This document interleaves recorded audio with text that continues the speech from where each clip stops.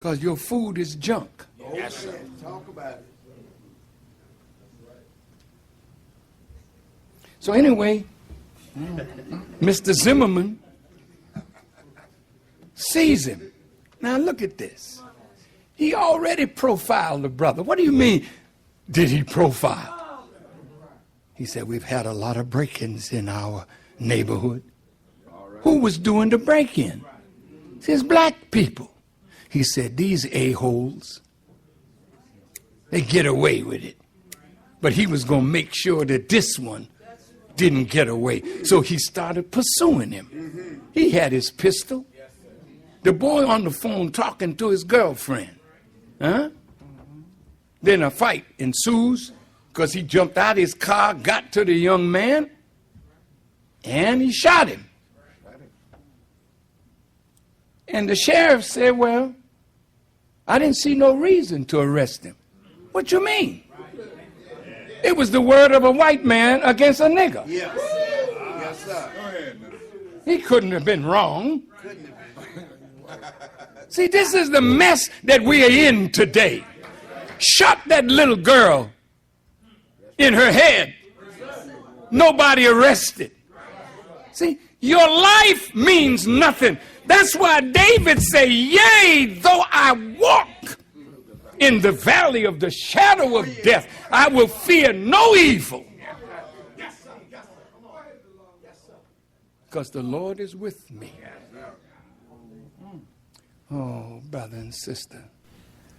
Suppose with all these guns that they put in our community, a young man comes up, he sees a policeman coming, and he feels a threat. He pulls his gun, blows the police away. He stood his ground. How long you think that law is going to last if we start standing our ground? My God. Now, these young people that's out there, they are your soldiers. They are warriors. Oh, yes. But you got to engage them. Now I can close. Welcome back, welcome back, welcome back. That was, of course, the Honorable Minister Louis Farrakhan. And, of course, that message was entitled, talking about Trayvon Martin and speaking to our youth. And speaking of youth, it gives me great honor now to bring one of our young pastors, as I talked about yesterday, in the city of Baltimore. Third generation minister, third generation pastor, third generation of the King family was in town, Martin King III. And so I'm honored to have the opportunity to introduce to some and reintroduce to others a third that's representing, of course, his family and representing his members of Pleasant Hope Baptist Church there in the heart of East Baltimore. So let me welcome back to the state of the city my brother and friend, Pastor H.BROWN. Thank you so much, Brother Darren. I appreciate being here today. Yes, sir. Pleasure's all mine, brother. Before we get started, man, let's go ahead and give out your contact information where those that are listening can reach you and have an opportunity to come out and hear you where you preach and teach as well. Indeed. You can reach me at my email, pastor@pleasanthope.org. You can find me on Twitter at H.BROWN. That's H-E-B-E-R Brown. On Facebook, I'm H.BROWN as well. And you can find us at the Pleasant Hope Baptist Church, 430 East Belvedere Avenue, Baltimore, Maryland, 21212.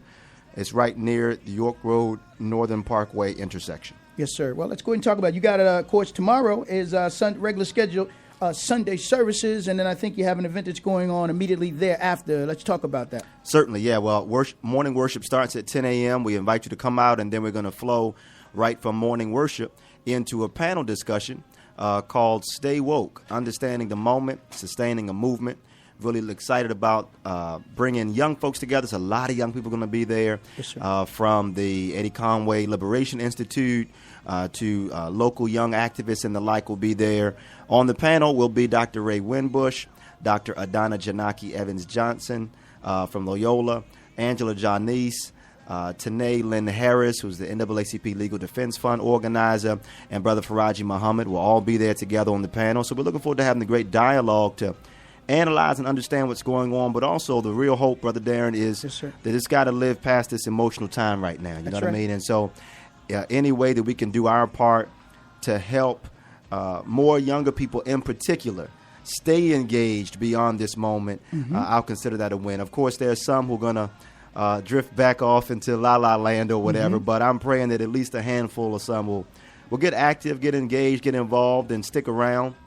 And prayerfully, 20, 30 years from now, and I pray some young person will point back to this moment and perhaps to Pleasant Hope Baptist Church and say, I got my start in terms of understanding my world and my place in it by going to that church or being in that event. And so that's our prayer and hope. Yes, sir. Again, family, just tuning in, having a conversation with Pastor H.BROWN III. Well, here we are, 1 week removed from the verdict in the George Zimmerman murder of Trayvon Martin. And as I've often said and will frequently continue to say and share, that there were numerous other accomplices in the death of Trayvon Martin, and know that that was an execution by the state, covered up by the Sanford, Florida Police Department, covered up by the state of Florida, and currently covered up by the United States of America when we look at the death of Trayvon Martin. Thoughts and comments on the verdict 1 week from today now? Well, I don't think there's many people who can say they're necessarily surprised. And if they're surprised, it's probably not been paying attention to the past 400-some years of our history here in this country. Because we've seen this movie time and time again in terms of what happens when we enter the so-called courts justice system in this country. And we've seen time and time again what's supposed to be blind justice. Lady blind justice is peeking underneath that bandage and seeing and giving privilege to some and giving sentences to others. And so not shocked, but certainly, saddened, and even more than just saddened, just encouraged to keep on pushing and keep on, organizing. You are, I think, the wonderful author of what I've been going around telling everybody, because it's just an easy way to remember the different tentacles of what our organizing must be.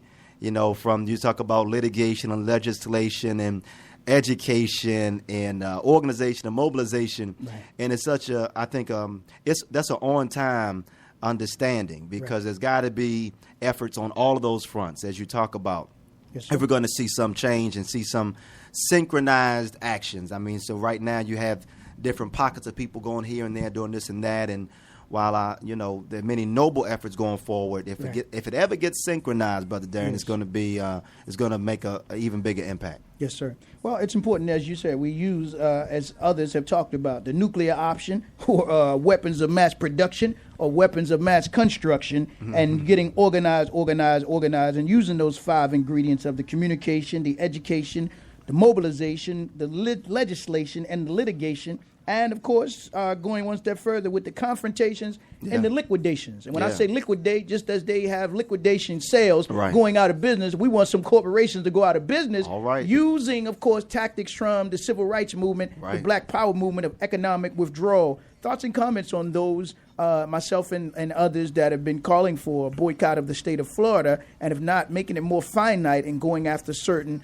corporations and products that are made in Florida. I think it has to be on the table. I think we don't have the luxury to lay down any lawful and legal tools of that are available to us. I mean, and I think you're exactly right. I agree, and I am supportive of efforts calling for boycotts. I think, if Florida is not safe for our children, it shouldn't be fit for our funds. That's right. And so Sanford is 30 miles north of Orlando, or the Walt Disney place. And I got to confess, it's one of my favorite places. My family, my boys we love going down there, my wife and I, and hit the sand and have a good time.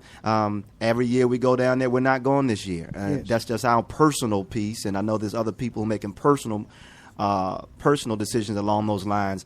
But you're right in terms of communally, we have opportunity, and perhaps with some laser precision, as you say, to focus on, because that area depends so much on tourism, I think that can, if you want to go for the jugular, it's right there. It's there for the taking. And so if we were to say, you know what, we're not doing Walt Disney, we're not doing Orlando, we're staying away.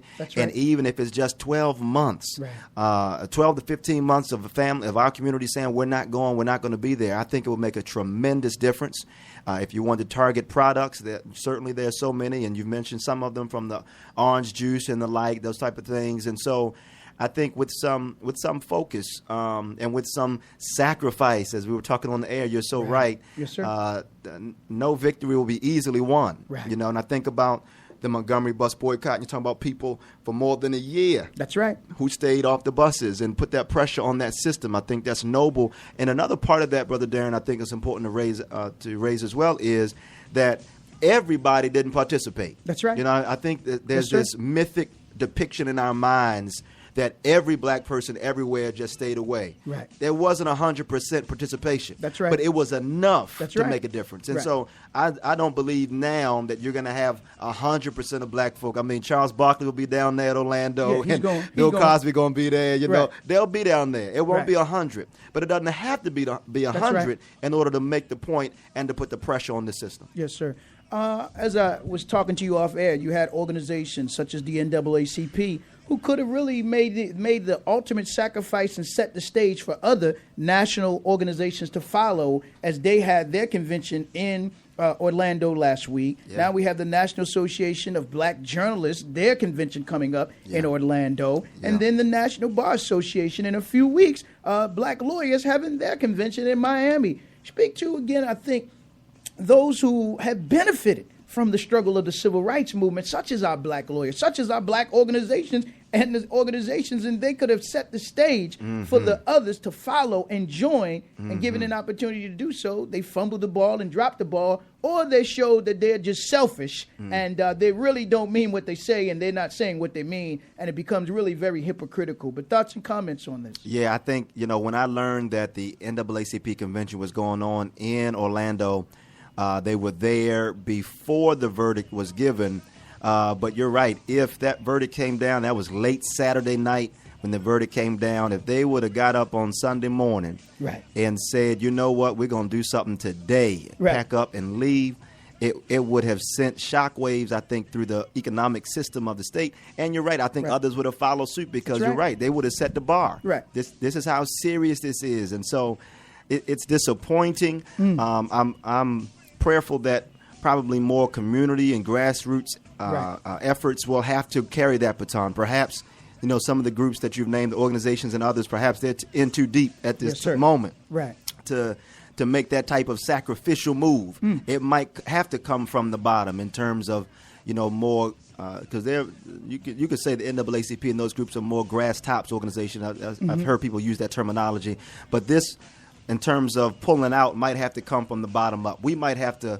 Right. We might have to pressure the NAACP. Yes, sir. Well, that's usually what happens. And pressure Change- the National Right. Association of Black Journalists. Yes, sir. In order to make the changes necessary. Right. It's normally what happens. Change comes from the streets to the suites, but not Yeah. really to the suites down into the streets. Right, So, right. and that's what we have to get back to. Right. But there has to be that movement that Exactly. can't be compromised Exactly. nor hijacked. And as our elder Harry Belafonte said, there have to be the artists that are part of the movement, because the movement will help the artists to stand strong, as we saw in the 60s with many of our artists from Marvin Gaye to others singing and talking about what's going on. But they were using also their finances that they would make to help fund the movement. Right. This is why they had to kill a Bob Marley, kill a Jimi Hendrix and others who were using, even a John Lennon, whites on that side who understood the importance of this movement. And I have to ask you about that. Yeah. Because we've seen in this city and other cities where it's not just blacks standing up around the case of Trayvon Martin, but also black, brown, red, yellow, and white. Yeah. So where's in terms of the white counterparts, the white liberals to take that kind of stand as well? As I said, not just on the Trayvon Martin, but around the issue of mass incarceration. Right. Around the issue of mass stop and frisk, around the issue of, again, mass illegal, unconstitutional arrests, around the issue of mass, organ trafficking, human trafficking, and gun trafficking into the black community. Where are they to say we're gonna sit with the blacks, listen to the blacks, not try to tell us what to do, Right. because we know what has to be done. The Right. problem is not gonna come from the top; it's Right. gonna come from the bottom. But where are the white liberals or the white progressives? Because we've seen enough of the fake white liberals. But where are the white progressives to stand with us on this today? Right. Yeah, we know that crowd is thin, and even there are many who will say the right things or tweet the right things or even put on Facebook posts the right things or forward articles that kind of echo some of these sentiments. But in terms of actually putting their privilege on the line, it's another case. It's altogether. I was just talking to somebody this morning about using your privilege responsibly and what Right. that looks like.